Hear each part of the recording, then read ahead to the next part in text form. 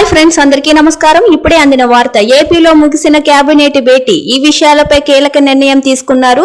ఈ విషయాలన్నీ తెలుసుకునే ముందు ఈ వీడియోని ఎక్కడ స్కిప్ చేయకుండా కంప్లీట్ గా చూడండి ఫ్రెండ్స్. అప్పుడే మీకు కంప్లీట్ ఇన్ఫర్మేషన్ అనేది తెలుస్తుంది. అలాగే ఇప్పటివరకు మన ఛానల్ ఎవరైతే సబ్స్క్రైబ్ చేసుకోలేదో దయచేసి సబ్స్క్రైబ్ చేసుకోండి ఫ్రెండ్స్. సబ్స్క్రైబ్ చేసుకోవడం వల్ల నేను చేసిన ప్రతి వీడియో నోటిఫికేషన్ రూపంలో మీకు వస్తాయి. అదేవిధంగా లైక్ చేయడం మాత్రం మర్చిపోకండి. లైక్ చేయడం వల్ల ఇలాంటి ఇంపార్టెంట్ ఇన్ఫర్మేషన్ చాలా మందికి రీచ్ చేసిన వాళ్ళ మొత్తం ఇంకా లేట్ చేయకుండా వీడియోలోకి వెళ్ళిపోదాం ఫ్రెండ్స్. సచివాలయంలోని ముఖ్యమంత్రి నారా చంద్రబాబు నాయుడు అధ్యక్షతన ఉదయం 11 గంటలకు రాష్ట్ర కేబినెట్ సమావేశం ప్రారంభమైంది.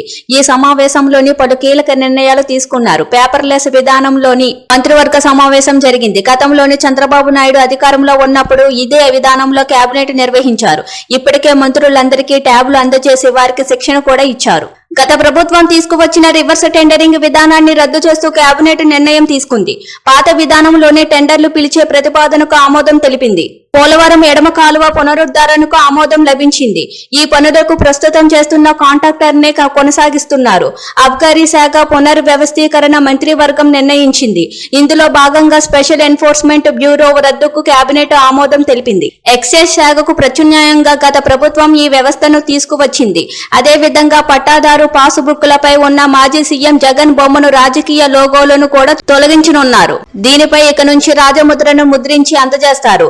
21.86 లక్షల పట్టాదారు పాసు పుస్తకాలపై కొత్తగా ప్రభుత్వ అధికారిక చిహ్నాన్ని వేస్తారు. అదే విధంగా 77 లక్షల సర్వే రాళ్లపై కూడా జగన్ బొమ్మను తొలగించి వినియోగించుకునేందుకు కేబినెట్ ఆమోదం తెలిపింది. 22A ప్రీ హోల్డ్ భూముల వివాదంపై రెవెన్యూ సదస్సులు నిర్వహించనున్నారు.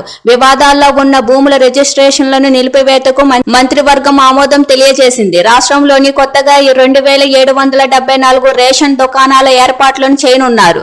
ఈ రేషన్ దుకాణాలలో ఈ పాస్బుక్ మిషన్ల కొనుగోలుకు నిధులు కేటాయించనున్నారు. మున్సిపల్ శాఖలోని 269 సూపర్ న్యూమరీ పోస్టులు భర్తీ చేపట్టనున్నారు. ఇక పలు అంశాలపై కేబినెట్ లో చర్చ కొనసాగుతుంది. Thank you for watching.